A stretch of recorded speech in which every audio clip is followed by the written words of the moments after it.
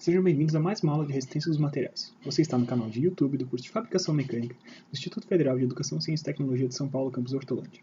Eu sou o professor Augusto e nessa aula de resistência dos materiais a gente vai comentar sobre um assunto que a gente ainda não tinha abordado. Ele está relacionado a diversos assuntos que a gente já abordou, né? A rigor a gente deveria ter apresentado isso anteriormente, mas por questão de construção progressiva e de conhecimentos eu escolhi apresentar isso agora e vocês já vão entender por quê. É a questão de cargas distribuídas. Então, cargas distribuídas são assuntos que têm a ver, que impactam, na verdade, na determinação dos esforços internos, sejam eles quais forem. Né? Vocês podem ter cargas distribuídas que impactam sobre esforços normais, cargas distribuídas que impactam sobre esforços cortantes e cargas distribuídas que impactam sobre os momentos internos. Saber considerar adequadamente cargas distribuídas é fundamental para a gente fazer determinações e dimensionamentos de flexão de forma adequada. Muitos dos carregamentos de flexão, muitos dos elementos que estão sujeitos a carregamentos de flexão, para que sejam adequadamente dimensionados, eles devem levar em conta também cargas distribuídas, que eu já vou explicar o que são, tá bom? Então vamos lá, vamos começar a ver os novos conteúdos, tá? Então, o que a gente tinha visto até agora, né, todos os carregamentos que a gente tinha visto até agora ao longo desse curso eram carregamentos que estavam concentrados em pontos definidos da estrutura. Então, tinha um ponto definido da estrutura e eu colocava uma força naquele ponto. Contudo, essa condição não é suficiente para modelar diversos tipos de carregamento. Né? Então, ela não é nem suficiente e muitas vezes ela é meio irreal. Né? Então, a gente considerar que algumas cargas estão aplicadas pontualmente. Se você pensasse, inclusive do próprio ponto de vista de definição de tensão, é uma coisa que é mal definida, né? Então, se você botasse uma carga de sei lá quantos newtons, seja qual for o tamanho dessa carga, e ela tivesse aplicado discretamente num único ponto, né? Um único ponto, por definição, tem área zero, então alguma força aplicada sobre uma área zero nos daria uma tensão localizada naquele ponto de contato, uma tensão infinita. Então, mesmo cargas que são praticamente concentradas, a gente deveria pensar, né, no mundo mais real possível, a gente deveria pensar em qual que é a área que essa carga está aplicada. Então a gente não chega nesse nível de preocupação, né? Muitas vezes as cargas podem ser consideradas concentradas razoavelmente sem grandes problemas, né? A gente tem diversos tipos de cargas que não são possíveis de modelar através de cargas concentradas. Tá? Então um exemplo de uma carga que não pode ser calculada e adequadamente modelada através de cargas concentradas são cargas de peso próprio de uma estrutura. Então, uma estrutura, muitas vezes, apesar de ela não estar suportando pesos exteriores, né, pesos externos, ela tem que suportar o próprio peso. Né? Se pense numa ponte, por exemplo, mesmo que não esteja passando um carro sobre uma ponte, a gente tem esforços que estão sendo sentidos pelos apoios e esses esforços estão relacionados ao peso próprio da estrutura. Ora, o peso próprio da estrutura ele não pode ser representado adequadamente por uma carga concentrada num ponto. Tá? A gente vai mostrar ao longo dessa aula por quê. Mas basicamente o que está acontecendo numa estrutura que está carregada sob peso próprio, tá? É isso. Quando a gente tem um peso próprio na estrutura, ela começa, né, ela está totalmente na horizontal e o próprio peso próprio faz com que ela se deforme. Né? Ela está formando uma flechinha aqui, né, como vocês estão vendo. Está levemente deformada com relação à posição original, só apenas por conta do seu peso próprio. Tá? Então, para a gente modelar isso, a gente precisa de uma coisa que a gente vai chamar de cargas distribuídas.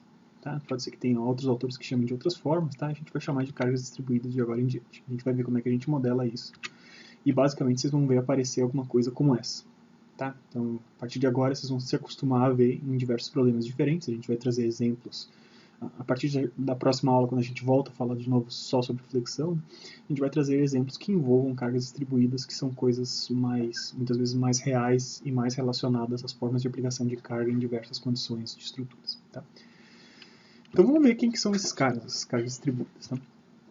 Então, primeira pergunta que a gente tem que tentar responder é por que eu não posso pegar aquilo que eu tinha falado antes, né? Por que eu não posso pegar o peso próprio da estrutura e concentrar ele, né? Eu pego uma estrutura que pesa 300 kg, por que eu não posso botar 300 kg concentrado só no centro dessa estrutura, se for uma estrutura uniforme, e fazer as contas a partir disso? Tá? Então, por que essa representação não é totalmente adequada? Então, essa representação, se você pegar o peso próprio da estrutura e substituir por um peso concentrado, o valor equivalente concentrado só no centroide dessa estrutura, isso é suficiente para se vocês quisessem calcular apenas as reações de apoio de uma estrutura. Se vocês pegarem o peso total, substituírem, né, pega o peso desse cara e concentra ele no centro de massa desse corpo e faz as contas de reações de apoio, isso vai dar certo. Tá? Não tem problema nenhum vocês fazerem isso. Então você vai aplicar essa carga resultante no centroide. Então, basicamente, imagine se vocês tivessem, por exemplo, uma viga engastada na parede, tá? Ela tem essa carga distribuída, né? O peso dela é representado dessa forma, a carga distribuída. Cada pedacinho dessa estrutura tem um pouco de peso, isso que está representando essas setas, né? Cada pedacinho dessa estrutura responde por um pouquinho do peso dela. Então, no lugar de se eu quiser simplesmente calcular as reações de apoio, eu posso fazer o seguinte, tá?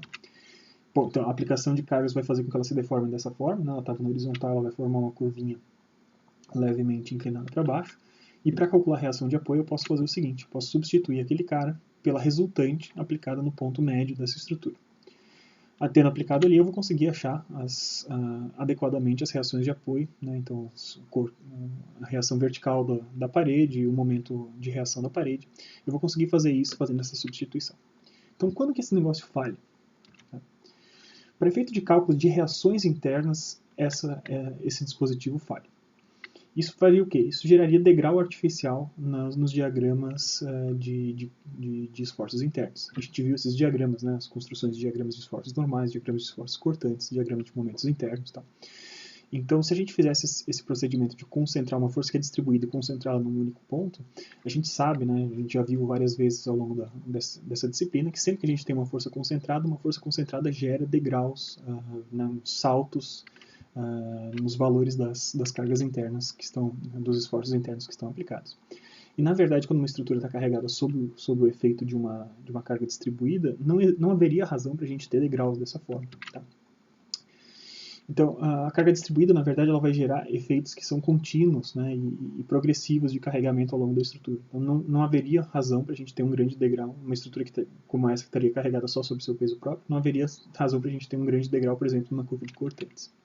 Então, se eu fosse construir a curva de cortantes, né, levando em conta só essa carga concentrada ali, se eu fosse tentar fazer isso, né, pegar essa carga distribuída e substituísse por essa carga concentrada, e fosse tentar calcular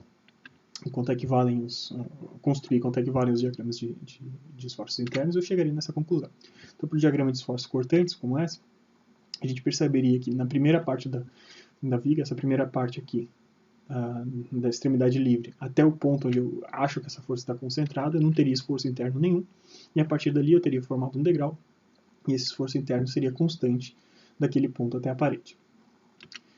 Da mesma forma, de momentos, né, se a gente fosse construir o diagrama de momentos, se vocês fossem fazer a conta para essa estrutura dessa forma como está, a gente perceberia que a gente não teria momento interno do começo da viga até aquele ponto, e a partir daquele ponto eu teria uma distribuição linear até a parede. Isso não é uma coisa que é válida, tá? Nenhum desses dois, não é que não é uma coisa que é válida. Isso seria o diagrama válido se a gente tivesse uma estrutura de fato carregada com uma força concentrada no seu ponto médio. Isso não representa os efeitos sobre a estrutura de uma carga distribuída. A gente vai ver quais são esses efeitos, mas vocês percebem que a gente tem degraus aqui, né? A gente tem um degrau muito evidente aqui na curva de cortantes, que tem exatamente o tamanho da força interna, e aqui a gente tem uma variação muito, muito brusca de angulação, né? Então eu vim em zero aqui, e lá pelas tantas eu desço numa variação muito brusca de angulação, sendo que não tem nada concentrado naquele ponto central, não tem nada de especial naquele ponto central da estrutura que justifique que a gente tenha uma descontinuidade tão grande. Tá? Então, essas duas representações não são adequadas se a gente quer representar efetivamente isso aqui, que é a carga distribuída efetivamente que está agindo sobre a estrutura. Então nos resta a pergunta, então, como é que a gente vai construir esses diagramas de cortantes e de momentos internos para uma estrutura que esteja carregada com uma carga distribuída como essa. Tá? Então a gente já vai chegar lá, mas antes da gente chegar lá, a gente vai falar um pouquinho sobre notação e unidades. Tá? Então, como vocês já devem ter percebido, né, a gente vai convencionar de marcar essas cargas distribuídas por essas setas todas, cuja origem dessa seta está ligada por uma linha. Tá? E a gente vai chamar as cargas distribuídas pela variável Q minúsculo. Tá? Então, cada autor vai escolher chamar como deseja. Não é tão estranho vocês encontrarem autores que chamem com esse Q minúsculo. Tá? Eu vou utilizar isso porque é uma coisa que vocês conseguem encontrar em diversas referências. Então, basicamente, se eu tenho uma estrutura como essa, que está carregada com uma força distribuída, a gente vai chamar ela de força Q. Tá? Então, que unidade que vai ter isso? Então, a gente está falando de uma carga distribuída. Geralmente as cargas distribuídas, geralmente não, sempre que a gente falar dessas cargas distribuídas, a gente vai utilizar uma unidade de força por unidade de comprimento. Então é aquela ideia, né, que cada pedacinho dessa estrutura está recebendo uma parcela de carga, seja do peso próprio ou seja alguma força que esteja aplicada ao longo de um grande comprimento. Tá? Então, eu tenho falado apenas de peso próprio até aqui, mas não é apenas o peso próprio. Né? Vocês imaginam uma viga como essa aqui que vocês estão vendo, que estivesse suportando uma grande quantidade de material, só que o material não está apoiado no único ponto. Imagina que essa viga aqui em cima eu tivesse, por exemplo, uma caçamba bastante grande, e eu fosse jogando um monte de areia ali dentro. Tá? Então ela estaria suportando uma carga externa, que não era carga de peso próprio, só que essa carga estaria distribuída ao longo de um grande comprimento. Tá? Então, para eu caracterizar quanto é que vale essa carga, eu preciso denotar quantos newtons eu tenho por unidade de comprimento. Seja newton por metro, se vocês estiverem utilizando as unidades de comprimento em metros, ou newton por milímetro. Tá? Isso tem que ser bem coerente ali daqui para frente. Tá? Nos exemplos que eu for fazer nessa aula e nas próximas aulas, a gente sempre vai comentar um pouquinho sobre essas unidades, se são coerentes ou não são coerentes. Tá? Então, basicamente, para esse caso aqui, né, o que eu teria, por exemplo, é um caso como esse, como uma estrutura com peso próprio, por exemplo, de 150 newtons por metro. A cada metro da estrutura você tem uma força de 150 newtons, né, um peso de 150 newtons associado. Tá? Então é importante vocês saberem que as cargas distribuídas, eu tenho mostrado apenas para vocês cargas que são uniformes, né, então um patamar aqui, mesma altura de carga para todo mundo. Tá? Então esse é um dos tipos de carga distribuída que existe. Tá? Mas não é o único. Vocês poderiam ter cargas distribuídas de outros formatos. Tá? E isso é comum pensando naquilo que eu estava falando de formas diferentes de aplicação de carga, dependendo do tipo de estruturas, faz sentido vocês pensarem em cargas que estão aplicadas em formato triangular e tal. Tá? Aqui na nossa disciplina a gente vai focar nessas cargas que são uniformes, constantes. Se vocês entenderam como que a gente vai trabalhar com essas cargas de forma constante, vocês vão saber trabalhar mais para o futuro, com um pouquinho mais de matemática envolvida, né? Com cargas de formato arbitrário, do formato que vocês quiserem. Tá? Mas aqui, não se preocupe, a gente vai trabalhar com cargas uniformes. Se vocês entenderem e conseguirem fazer os nossos exemplos com cargas uniformes, apesar de ser o nível mais básico aí de a gente lidar com cargas distribuídas, a gente já consegue fazer bastante coisa a mais do que a gente conseguia, do que se a gente estivesse levando em conta apenas cargas concentradas. Tá? A gente vai focar só nessas cargas uniformes, cargas que são platôs aí por todo o comprimento da superfície, da estrutura. Então vamos lá, cargas de peso próprio. Tá? Então, para alguns dos perfis metálicos mais comuns que a gente utiliza, né, a gente viu aí nas últimas aulas, na aula de momento de inércia diário, por exemplo, a gente viu que existem perfis metálicos de formatos definidos, que são muito utilizados, perfis em I, perfil circular, ou perfil quadrado com alma vazada e tal. Então, para vários desses perfis metálicos, tá, é muito comum vocês pesquisarem nos fabricantes, né, nas informações do fabricante, informações de catálogo, por exemplo, e vocês conseguem encontrar geralmente massa por comprimento, tá, ou massa linear, depende, cada fabricante vai chamar de um jeito, mas vai ser essa unidade, né, quantos quilos por cada metro dessa barra que vocês têm. Só que em problemas de estruturas, muitas vezes as cargas de peso próprio elas não estão dadas diretamente em newton por metro. Tá? Então, mesmo nas informações de catálogo, é mais comum vocês acharem quilogramas por metro, então você vai ter que fazer essa conversão. E para outros problemas de estrutura, você simplesmente recebe a massa total que essa estrutura tem, e daí você tem que fazer a conta sozinho. Tá? Então você tem que calcular a partir dos dados do problema. Você tem que conseguir lidar com essas informações e determinar quanto é que é o valor de Q a partir dos dados do problema. Tá? Então, digamos, de novo, a gente tem uma estrutura, né, aqui carregada com com uma carga distribuída de peso próprio, e eu quero saber quanto é que é o Q que tá agindo aqui sobre essa estrutura. Tá? Então, como é que eu vou fazer isso?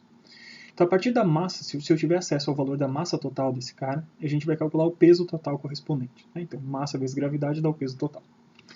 Em seguida, com o comprimento total da estrutura, a gente vai pegar o peso total em newtons, dividido pelo comprimento total na unidade que a gente preferir, em metros ou milímetros, e a gente vai sair, então, com o valor de Q, newton por metro ou newton por milímetro. Tá? Então, digamos que essa estrutura aqui tenha 300 kg de massa.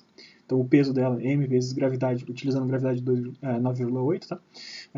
Vai ser de 2.940 newtons, e digamos que ela tenha comprimento de 4 metros. Então, o Q correspondente ao peso próprio vai ser simplesmente o peso dividido pelo comprimento, que nos dá 735 newtons por metro, por exemplo. Tá? Então, é só uma forma de mostrar para vocês como vocês conseguem lidar e construir quanto é que vale esse valor de Q, ainda que ele não seja dado explicitamente no enunciado do problema. Tá? Então vamos ver como é que a gente vai tratar com os esforços internos, né? Como é que os esforços internos vão ser influenciados por cargas distribuídas, que a gente tem falado agora. Então sempre que a gente fala de esforços internos, a gente está falando de utilização de método das seções.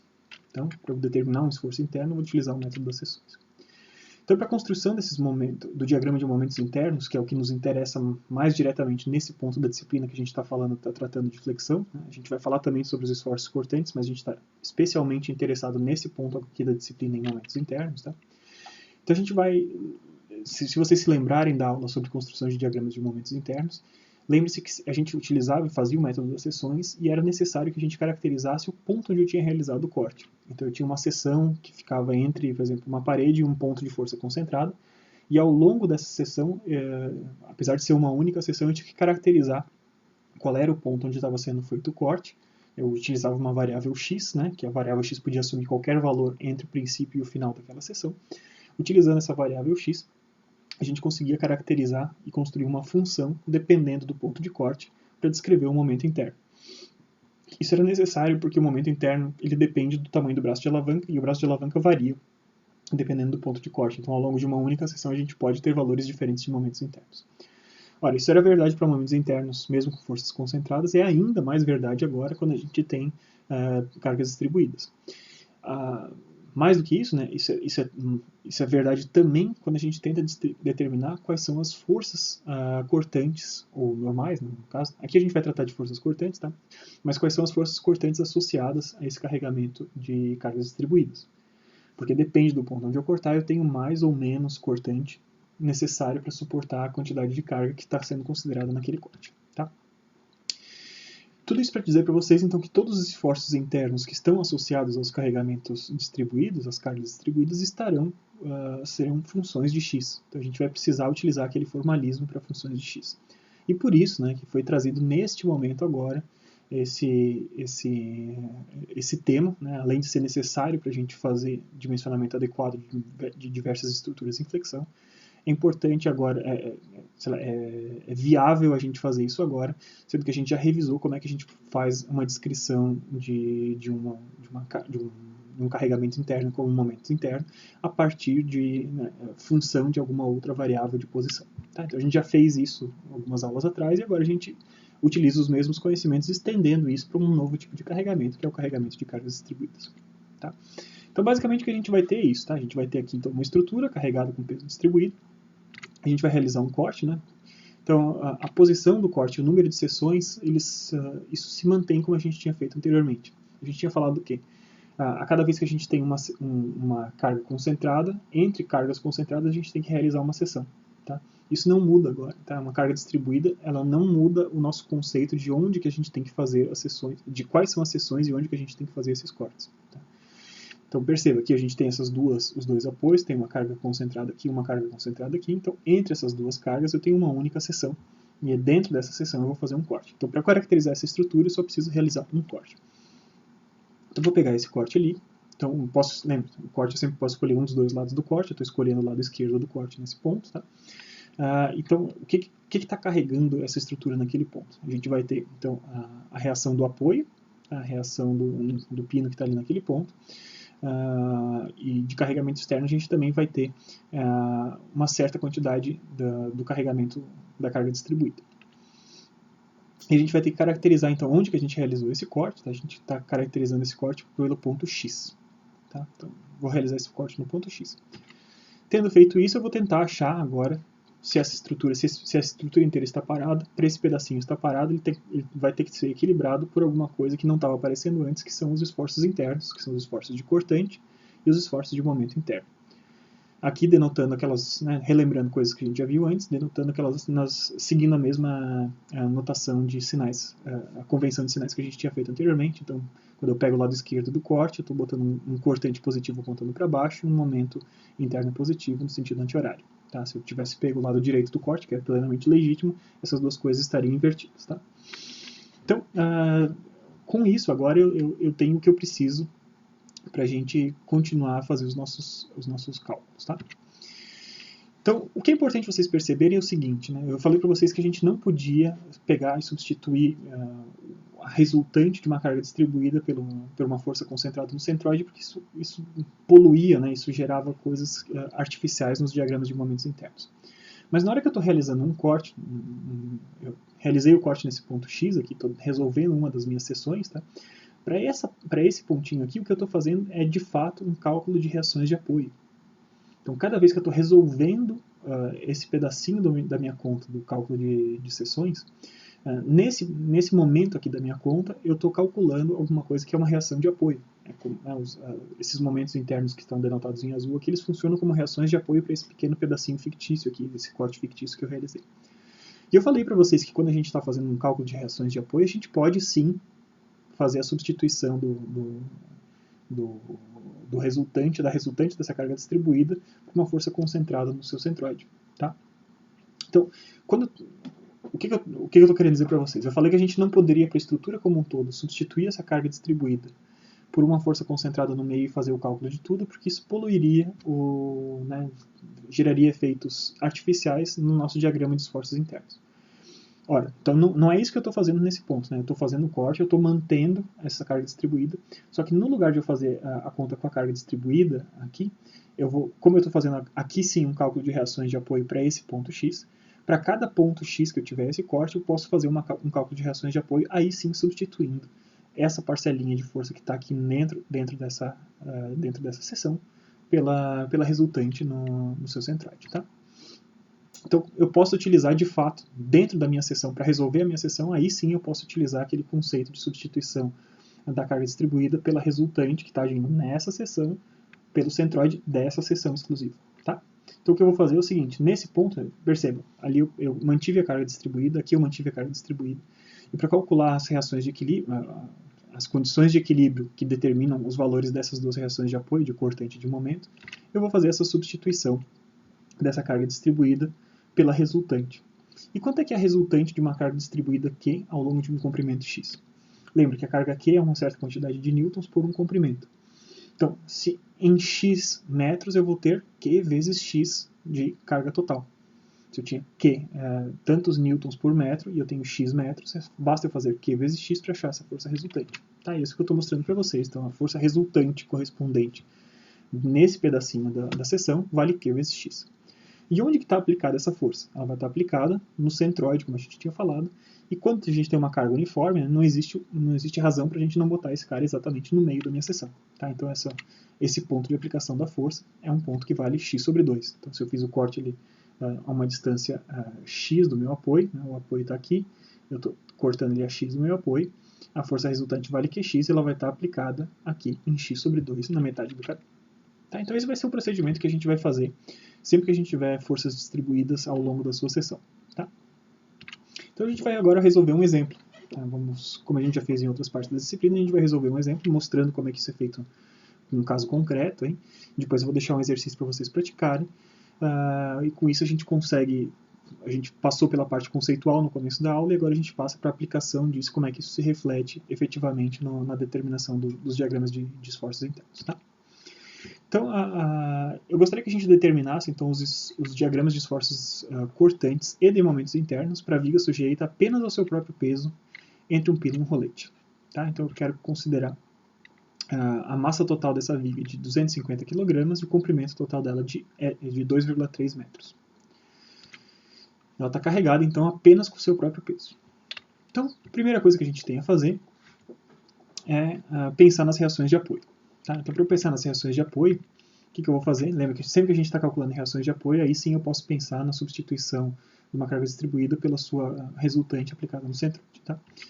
Então, eu estou aplicando ali, estou trocando aquela carga distribuída pela força no centroide, e a partir disso eu vou calcular quanto equivalem as reações dos apoios, a reação no rolete e a reação no pino.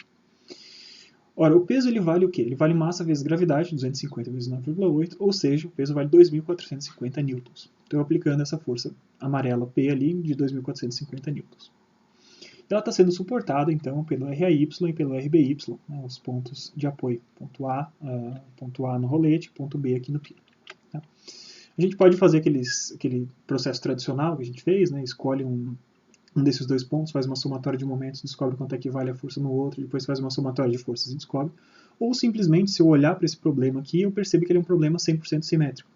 Então eu tenho exatamente a mesma distância para um lado quanto para o outro, eu não tenho nenhuma diferença, não tenho cargas diferentes, nem momentos aplicados diferentes dos dois lados.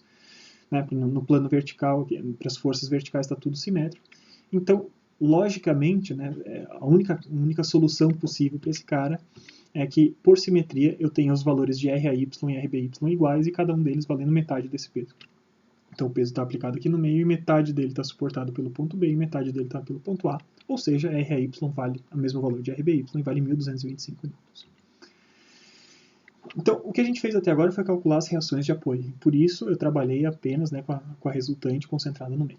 Só que o que a gente quer agora é determinar os diagramas dos esforços internos, dos diagramas dos esforços cortantes e dos momentos internos. E para fazer isso, a gente tem que trabalhar com o peso, não com essa força concentrada que eu utilizei até agora, mas sim com a carga distribuída. Tá?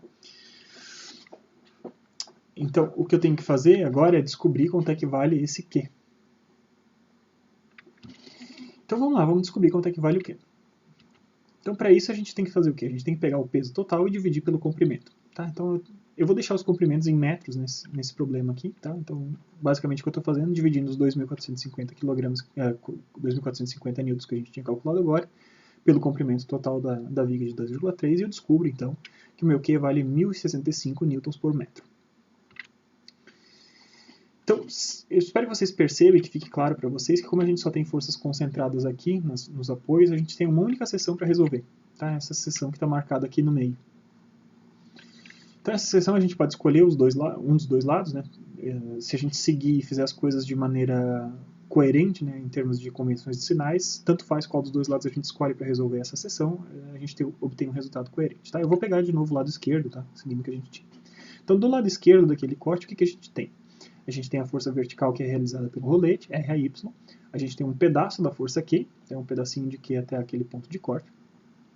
E de carregamentos externos que a gente tem sobre essa estrutura é apenas isso.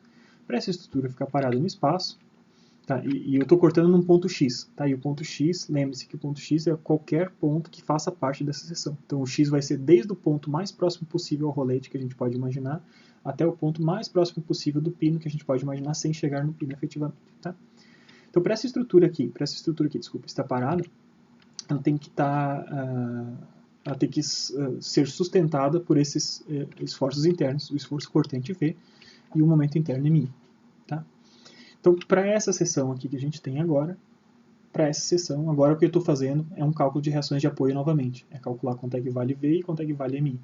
E, portanto, na hora que eu sei na hora que eu construir isso de forma adequada, o que eu estou fazendo é substituir aquela carga distribuída pela sua resultante, né, que vale Q vezes o X, aplicado a X sobre 2 da extremidade.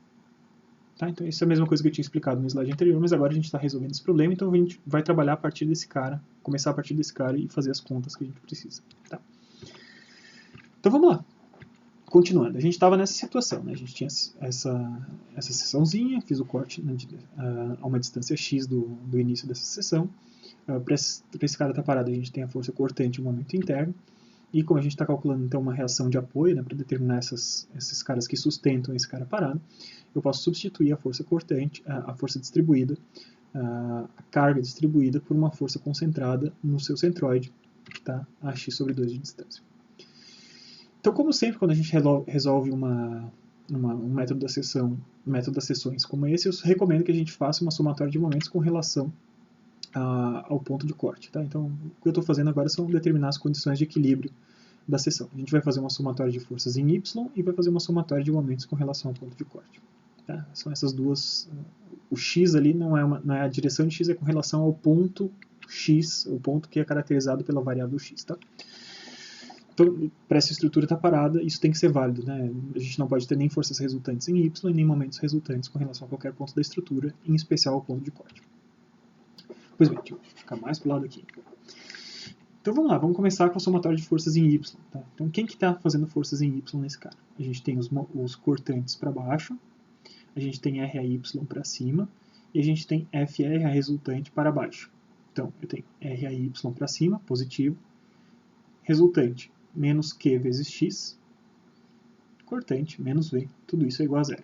Lembrando que o que a gente está procurando é uma expressão para o cortante, né? Então eu isolo o cortante, jogo o cortante que está com o sinal negativo para o outro lado, e a gente fica, então, o cortante vale menos Q vezes X mais RAY. Então perceba que o que a gente tem aqui é uma equação de reta. A gente tem alguma coisa que depende de X, e X vai variar, né, do começo dessa seção, lá no rolete, até o final da seção lá no pino. O x pode variar, vai ter valores entre 0 e 2,3, e para cada ponto, portanto, de x diferente, a gente vai ter um valor diferente de cortante. A gente conhece quanto é que vale o valor de Q e conhece quanto é que vale R a Y. Então isso aqui é uma equação de reta, tá? Vou substituir aqui pelos coeficientes. Então vai valer menos 1065 vezes x mais 1225. Somatório de momentos com relação ao ponto de corte. Então eu estou aqui no ponto de corte, né? Então eu preciso ver, com relação, se eu estivesse pregando essa estrutura no ponto de corte, como que todos esses carregamentos, quais deles tenderiam a fazer essa estrutura rotacional ao redor desse ponto. Então claramente a gente tem o próprio momento interno que está aplicado aqui.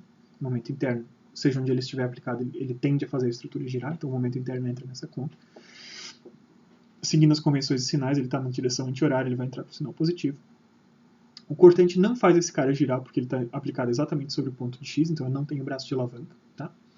Mas RAY está aplicado a um braço de alavanca de x de distância. Com relação a esse ponto, o braço de alavanca está aplicado a x de distância. O RAY está aplicado a x de distância. E ele tende a fazer essa estrutura girar no sentido horário. Então, sentido horário negativo. E além disso, a força resultante, né, da carga distribuída, essa força resultante tenderia a fazer essa estrutura girar no sentido anti-horário, portanto positivo, e essa força está aplicada no centroide, portanto, a x sobre 2 daqui. Ele está x sobre 2 de lá e x sobre 2 daqui. Está exatamente na metade. Tá? Então, basicamente, o que eu escrevo é isso. Eu tenho menos, né, porque é no sentido anti-horário, no sentido horário, desculpa, braço de alavanca x vezes a força RAY, essa é a parcela de momentos devida ao RAY.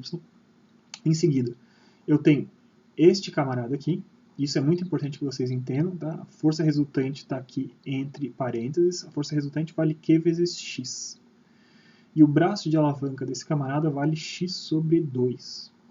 Certo? A gente tem esses dois termos. Um dos X's é o X inteiro da seção onde eu fiz o corte, né? Q vezes X é a quantidade de força que está aplicada naquela seção. E o outro desse camarada é o braço de alavanca. Então eu tenho Q vezes X sobre 2. E além disso, mais MI, que é o momento interno, tudo isso é igual a zero. Então eu estou procurando uma expressão para MI, vou isolar MI, deixo ele cair e vou jogar todo mundo para o outro lado. Ao fazer isso, eu chego à conclusão que MI vale menos Q vezes x ao quadrado sobre 2 mais RAYX. Então eu percebo que o que eu tenho agora é uma parábola, é uma equação de parábola. Eu tenho alguma coisa que multiplica x ao quadrado e alguma coisa que multiplica um x, né? Então esse cara aqui é uma equação de parábola. Mais especificamente, né, eu tenho um número negativo aqui na frente multiplicando a parábola, então a gente sabe que é uma parábola com a boquinha virada para baixo. Né? Se vocês se lembram que se o coeficiente do x² é uma coisa negativa, vai ser uma parábola com a boca virada para baixo. Se fosse algo positivo, seria uma boca virada para cima. Então, substituindo os valores, como a gente conhece quanto vale Q e quanto vale RAY, a gente chega a essa conclusão que MI vale menos 532,6 vezes x² mais 1225x. Então, nesse ponto, é muito importante a gente fazer a mesma coisa que eu tinha sugerido para vocês lá na construção dos diagramas de momentos internos, tá? É a construção de uma tabela, de um mapeamento entre os pontos da seção com os pontos da estrutura como um todo. Isso tem a ver com a forma como eu proponho que vocês resolvam os problemas, tá? Não é a única forma que existe no mundo de resolver esse tipo de problema. Eu só acho que é bastante, talvez é mais confortável vocês pensarem que sempre o x de vocês de uma seção ele começa de zero e acaba no final do tamanho daquela seção, assim. Então, às vezes, quando a gente tem mais de uma seção, nesse caso aqui não vai ser grandes problemas, mas quando a gente tem mais de uma seção, às vezes a gente precisa tomar bastante cuidado com esse mapeamento. Eu peço que vocês retornem lá na aula sobre diagramas de momentos internos. Vocês vão ver que a gente fez vários exemplos e várias observações a respeito disso, né? O que acontece quando a gente inverte, né? Quando a gente começa a considerar esse x começando do lado direito apontando para o lado esquerdo. A gente fez várias observações sobre isso, mas nesse ponto aqui então é importante vocês fazerem esse mapeamento, tá? Então geralmente lá no diagrama de momentos internos eu tinha comentado para vocês fazerem um mapeamento sempre do começo e do final da sessão, é bastante importante isso. E além disso, para essa estrutura especificamente, eu vou botar também o ponto médio. Tá? Vou fazer um mapeamento, a gente poderia fazer para todos, né? Se eu tivesse, por exemplo, jogo uma equação como essa e como essa no Excel e eu ponho para qualquer ponto que eu quiser, calculo quantos pontos eu quiser. Vou botar o ponto inicial, o ponto final, como a gente está fazendo na mão, né? Eu vou fazer só 3 pontos. Ponto inicial, ponto final e o ponto médio dessa estrutura. Ora, o ponto inicial dessa estrutura é quando x vale 0, tá? Dessa seção. Quando x vale zero, então esse termo aqui não existe, a gente tem que o v vale exatamente 1.225, que é o valor de RAY, que é o que a gente tinha esperado. Quando x vale zero, a gente tem que os momentos aqui, isso aqui, 532,6 vezes 0 dá 0, 1.225 vezes 0 dá 0, então o momento lá no começo da seção é 0. Façam a conta aí na calculadora de vocês, mas na hora que a gente substitui pelo final da seção de 2,3, a gente vai chegar à conclusão, se eu botar 2,3 aqui nesse ponto, a gente vai chegar à conclusão que o cortante no final dessa seção vale menos 1.225. Tá bom? E se vocês botarem 2,3 dentro dessa equação aqui, vocês vão descobrir que o momento interno no final dessa seção vale 0, exatamente de novo. Ora, se no começo e no final da seção os momentos valem 0, a gente precisava de mais um ponto ali para a gente caracterizar onde é que esses caras estão, e por isso a gente vai calcular o ponto central. Tá? Então, está aqui a minha tabelinha com mapeamento. Tá? E o mapeamento, como eu tinha proposto para vocês, funciona da seguinte forma. O coeficiente x da seção de vocês é 0, e isso corresponde a um certo valor do comprimento. Como a seção que eu escolhi aqui exatamente está orientada no mesmo comprimento, na mesma direção, e tem exatamente o mesmo tamanho da estrutura como um todo, a gente não tem grandes diferenças, tá? Mas basicamente o que eu mapeei foi isso aqui. Então, no ponto inicial da seção, 0, comprimento vale 0, cortante vale mais 1.225, o momento vale 0. No final da seção, 2,3, comprimento 2,3, cortante menos 1.225, o momento 0. E quando a gente está exatamente na metade da seção, então metade de 2,3 dá 1,15, tem 1,15 em x, 1,15 em L também. Se vocês substituírem aqui 1,15, a gente vai ter menos 1.225 mais 1.225, a gente chega à conclusão que o cortante vale 0 exatamente no centro dessa seção. E substituindo por 1,15 aqui, a gente tem um valor de 704,4 Nm para os momentos. Tá bom? Então essa é a situação que a gente tem esse mapeamento aí de diferentes pontos, a gente tem as equações das retas. Então agora o que a gente vai fazer é efetivamente desenhar os diagramas de momentos internos. A gente vai começar traçando o diagrama de cortantes. O diagrama de cortantes, o que a gente viu foi o seguinte, ele começa valendo mais 1.225 e acaba valendo menos 1.225. Tá bom? Então o que a gente tem é o quê? Ele tem metade da força resultante de todo mundo lá em cima e outra metade aqui embaixo. Né? Lembra que a força resultante de tudo era Q vezes X, né? Que isso dava os 2.940 que a gente tinha lá, 2.450 né, que a gente tinha. E isso estava distribuído, né, por conta de simetria. No ponto A a gente tinha 1.225 e no ponto B a gente tinha 1.225. Então observa que coisa interessante, né? Se a gente tivesse diagramas, se a gente tivesse construído o nosso diagrama de cortantes a partir de uma força concentrada em determinado ponto da estrutura, a gente teria um grande degrau aparecendo. Na hora que a gente faz a construção da forma como eu propus para vocês, fazendo uma seção, mantendo aquela carga distribuída, e só nesse ponto a gente substitui ela pela sua resultante, mas isso tudo vai em função de x, o quanto de resultante vai depender do ponto de corte, imediatamente a gente faz aparecer uma equação de reta. Então a gente vê que é alguma coisa suave, né? A gente vem do cortante lá no começo e chega no cortante no final, de forma suave, a gente não tem nenhum pico e nada que altere esse fluxo suave do começo até o final. Tá? Em seguida, e talvez mais interessante ainda, a gente tem o cálculo de momentos internos. Tá? Deixa eu pular para o lado de cá. Então, o começo e o final da seção eram 0 e no ponto central a gente tinha 704,4. E vocês observam, né, que eu tinha comentado anteriormente também que tratava-se de uma equação de parábola, né, com um coeficiente negativo, então uma boquinha virada para baixo, né, a gente tem uma parábola virada para baixo. Então se vocês traçarem vários pontos, a gente vai ver que é uma parábola como essa, né, e no ponto central, quando a gente tinha L sobre 2, esse era o valor do momento máximo que a gente tinha. Quanto é que valia esse cara? Ele valia menos Q vezes x ao quadrado sobre 2, mais RAY vezes x. Tá, isso dava 704,4.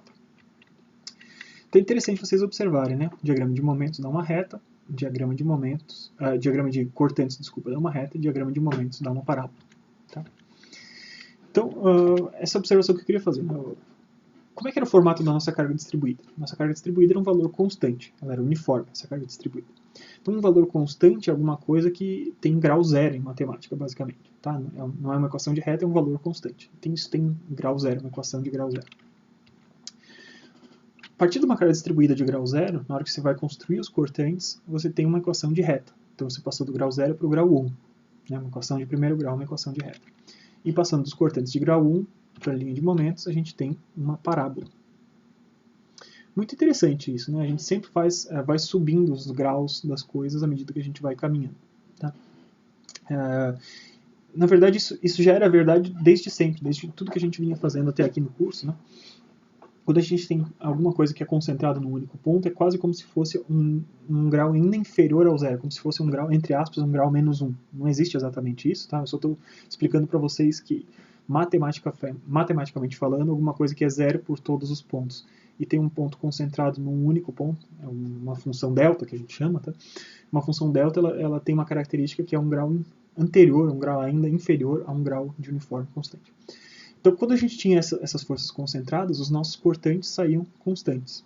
Então, constantes grau zero. Né? A gente subiu do pico concentrado para um diagrama de grau zero. E como é que era o diagrama de momentos internos? Vai lá e revisa. Né? A gente tinha visto todos os diagramas de momentos internos que a gente tinha visto associados à presença de forças internas, de forças concentradas, eram linhas. Então, a gente está sempre subindo um grau.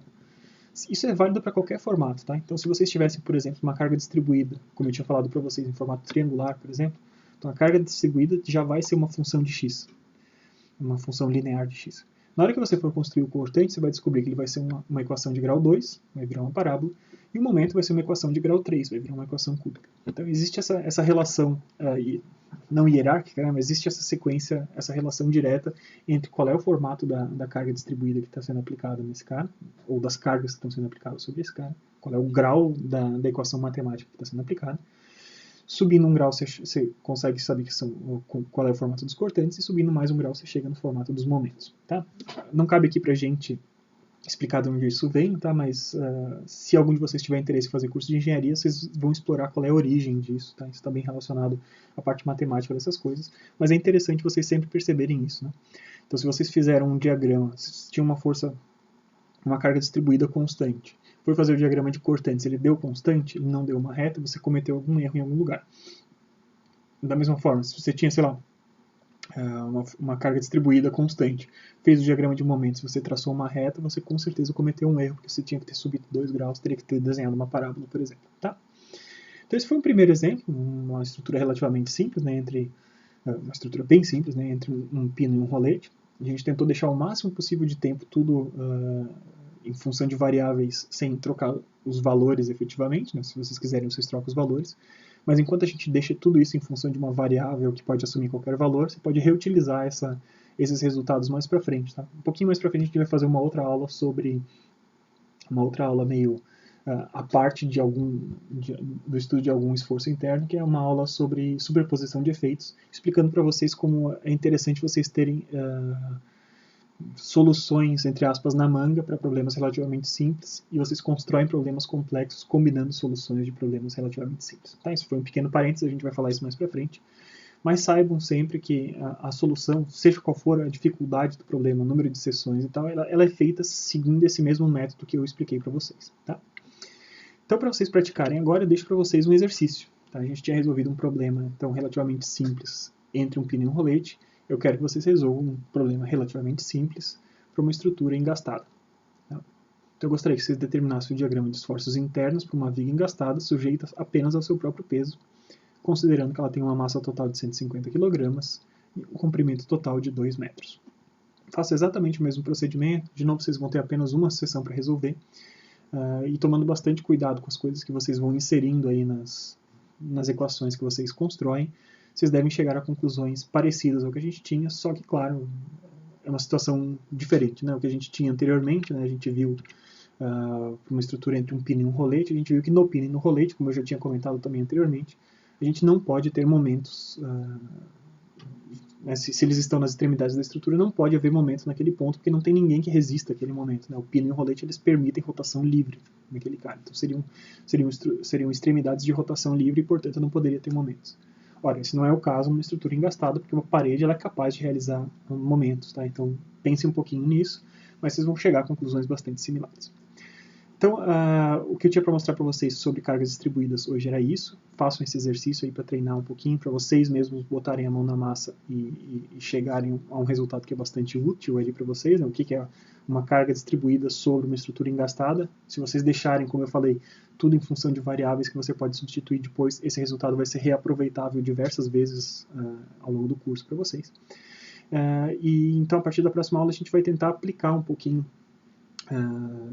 desses conhecimentos utilizando cargas distribuídas, voltando a falar mais de flexão. Então, a gente mostrou hoje nas cargas distribuídas, né, por que a gente precisa dessa descrição em termos de cargas distribuídas, por que não é suficiente a gente tratar apenas de cargas concentradas para a representação de diversos tipos de carregamentos externos que existem. E a gente mostrou como é que isso impacta nos diagramas de esforços internos. Na partir da próxima aula a gente volta a falar, né, dando sequência aos conteúdos de flexão, a gente vai falar sobre dimensionamento de flexão, que é o que a gente precisa, né, a gente fez, nas aulas anteriores a gente fez toda a construção dos diagramas de momentos internos, da caracterização das propriedades de área, da cálculo das tensões de flexão. Então, com todos esses ingredientes, a gente é capaz, agora sim, de aplicar para coisas bastante úteis e bastante práticas, que são questões de dimensionamento de estruturas que são sujeitas à flexão, contando com os conhecimentos da aula de hoje, com carregamentos bastante reais, incluindo, por exemplo, peso próprio e outras coisas diferentes. Espero que vocês tenham gostado da aula. Se vocês ficarem com algum tipo de dúvida, postem aqui nos comentários do vídeo ou usem os fóruns específicos para isso no Moodle, se vocês estão fazendo a disciplina no Moodle. Tá? Muito obrigado, gente. Muito em breve a gente volta com mais aulas de resistência dos materiais. Tchau, tchau.